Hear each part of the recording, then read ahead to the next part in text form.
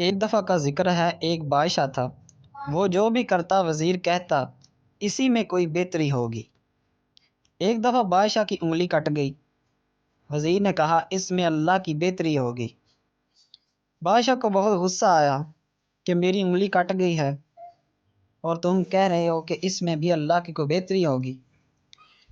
بادشاہ نے وزیر کو جیل میں ڈال دیا، تو پھر بھی وزیر نے کہا کہ اس میں بھی اللہ کی کوئی بہتری ہوگی۔ بادشاہ کو بہت غصہ آیا۔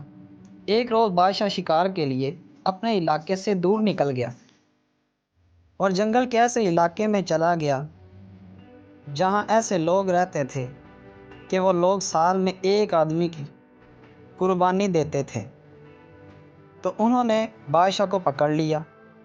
جب اس کو ذبح کرنے لگے تو انہوں نے دیکھا بادشاہ کی انگلی کٹی ہوئی ہے۔ انہوں نے بادشاہ کو چھوڑ دیا کہ ہم ایسے شخص کو قربان نہیں کرتے جو عیب دار ہو۔ اس وجہ سے انہوں نے بادشاہ کو چھوڑ دیا۔ بادشاہ واپس آتا ہے، وزیر سے بہت خوش ہوتا ہے، اس کو بلاتا ہے اور کہتا ہے واقعی اللہ کے ہر کام میں کوئی بہتری ہوتی ہے۔ میری انگلی کٹی، میری جان بچ گئی۔ جب میں نے تمہیں جیل میں ڈالا تب بھی تم نے کہا تمہارے جیل میں جانے میں کیا بہتری تھی۔ وزیر کہتا ہے اگر میں جیل میں نہ ہوتا، آپ نے مجھے شکار پر لے کر جانا تھا، آپ کی انگلی کٹی تھی، آپ کو انہوں نے چھوڑ دینا تھا اور آپ کی جگہ انہوں نے مجھے ذبح کر دینا تھا۔